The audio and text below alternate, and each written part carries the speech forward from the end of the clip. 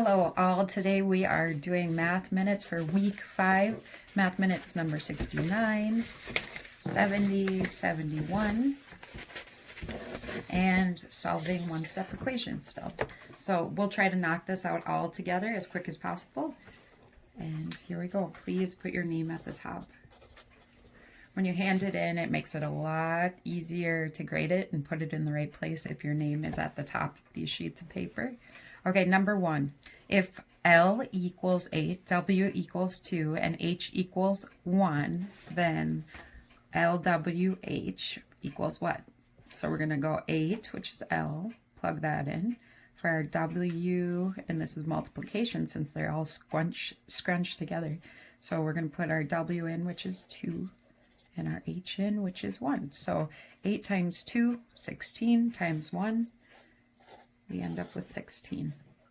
Okay, which is the dividend? And you'd think I would learn by now, but I have to continue to figure it out. A number to be divided by another number. So the number that we are dividing is 48. We're dividing it by 6. The dividend is the number that will be divided by another number. So our dividend in this one is 48. And here we have one of our PEMDAS questions, which is parentheses, exponents, multiplication, division, addition, and subtraction. So we have our order of operation. In the parentheses, we have 2 plus 3 plus 1. So 2 plus 3 plus another one. My nails look awful, but it is 6 inside the parentheses times our 3. 6, 12, 18. So 6 times 3 is 18, which is our answer. Alrighty, it looks like we have a little bit of scientific notation-esque looking right here.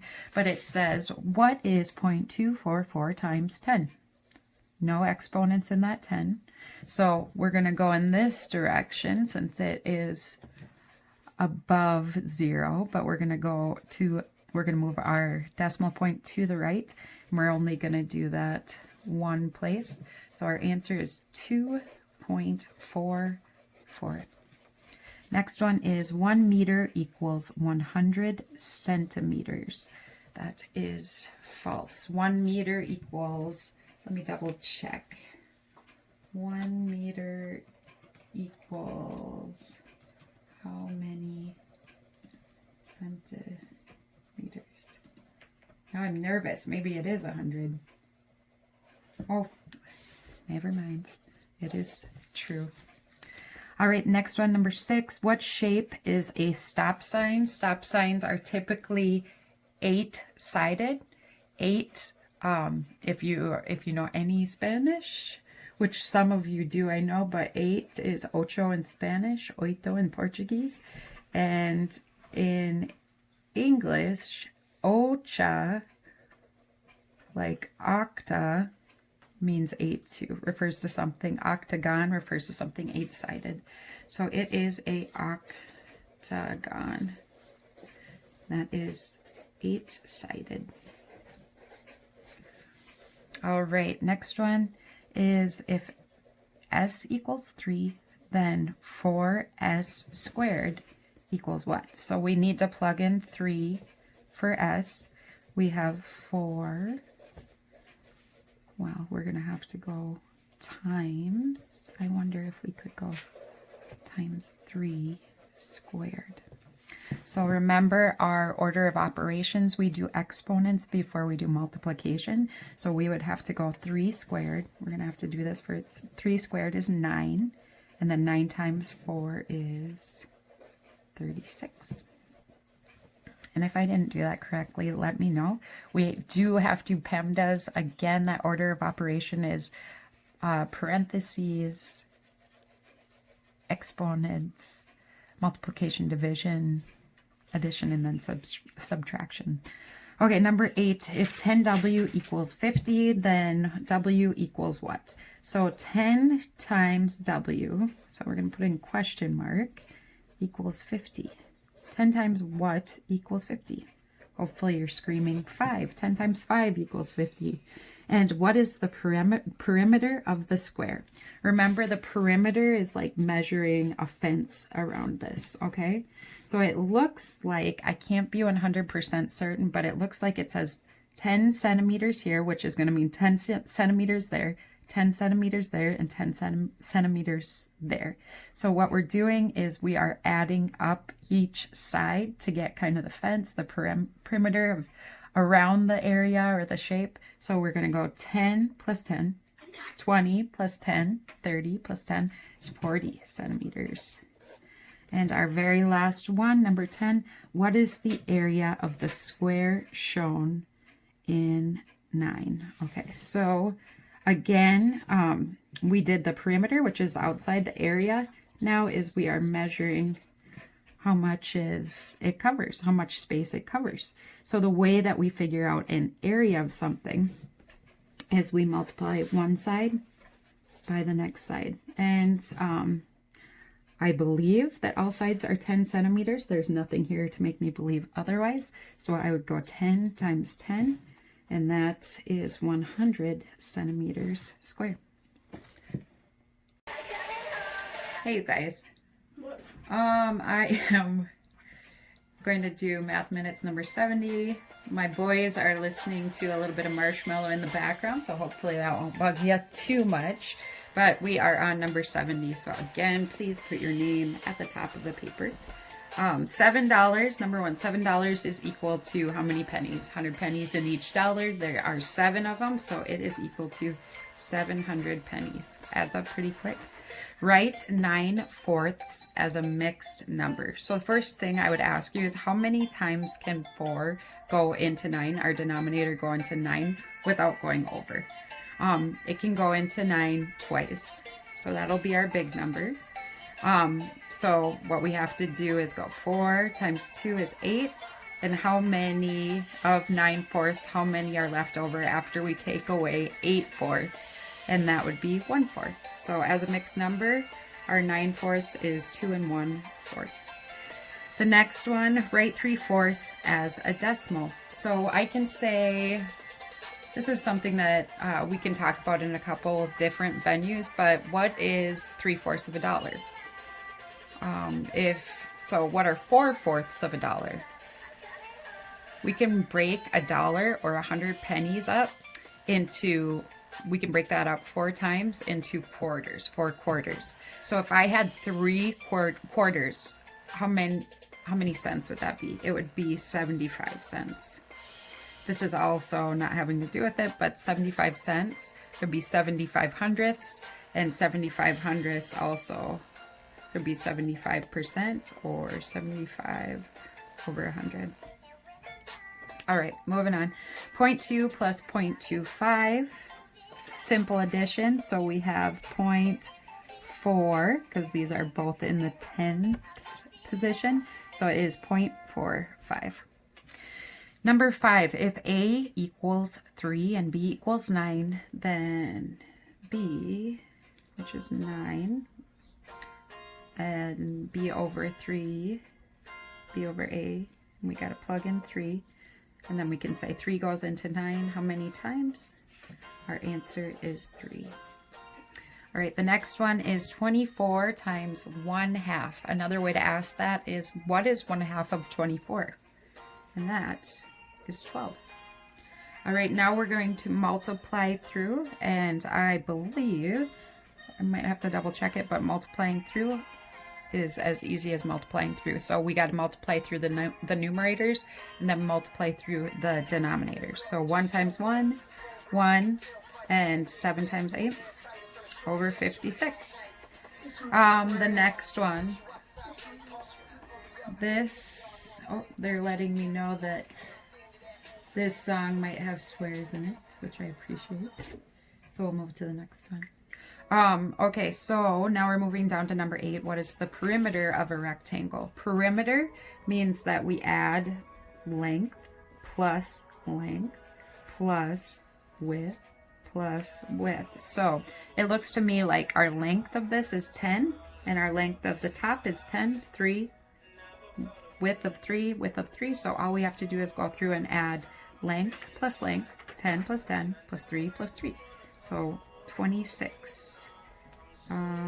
It doesn't give us a unit. So 26 is our answer. All right, next one, number 9. What is the area of the rectangle shown in question? So the area, we added up everything around it, which was the perimeter. But then now we have to figure out the area. And that's all we have to do to figure out the area is multiply length times width. Our length times width is 30 because it is 10 times 3. And again, it doesn't give us a unit, but it's usually would be like feet squared or centimeters squared is how we would write the area of something. Okay, and our very last one, oh gosh. Okay. Area is always measured in what kind of units?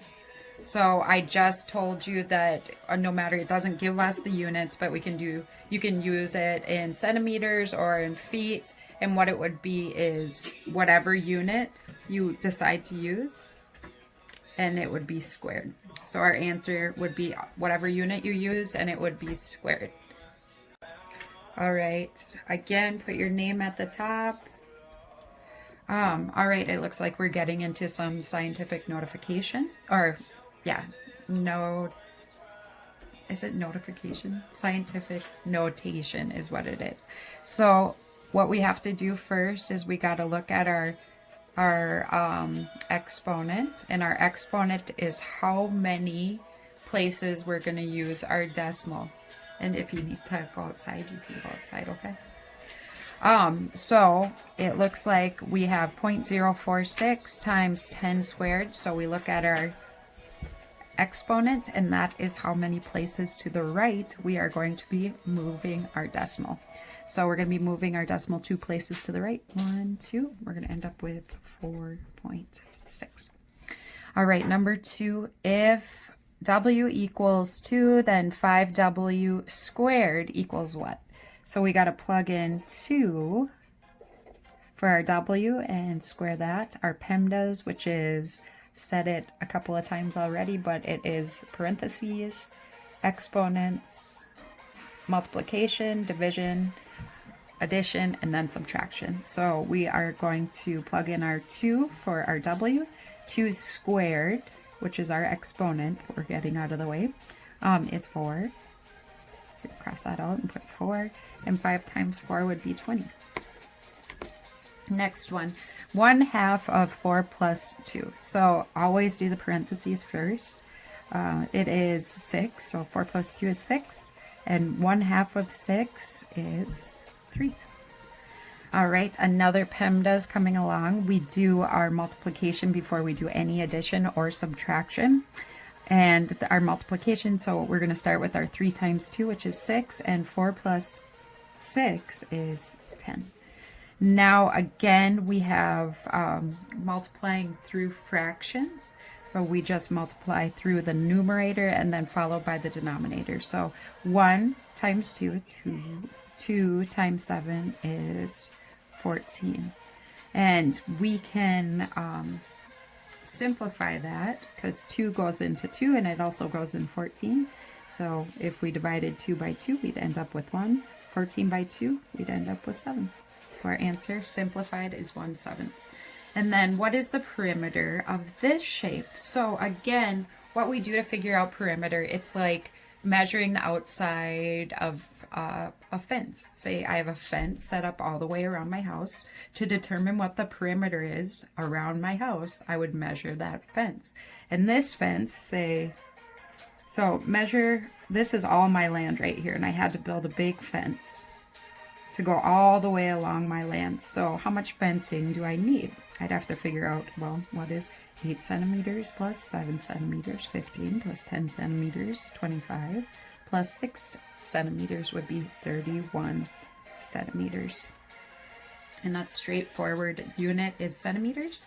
It would be centimeters squared if we were figuring out area.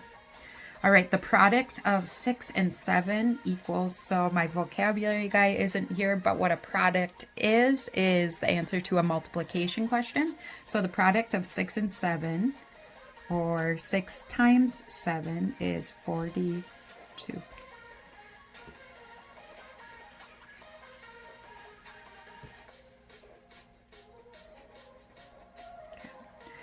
All right, number 8, what is the reciprocal of 4 9ths? So all we do to find is a reciprocal is flip over our 4 9ths, okay? So we flip it over and it turns into 9/4. Now number 9, write 13/4 as a mixed number. So the first thing I'm going to ask you to do is, how many times can 4 go into 13 without going over? Well, 4, 8, 12, 16. Oh, we're at 16, it's over.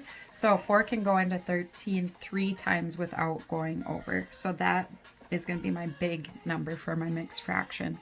When I multiply, or if I take 4 3 times, I get 12/4. And what happens now is I have to subtract that initial number, 13 minus 12/4. So what that is, well, 12/4 is actually equal to 3.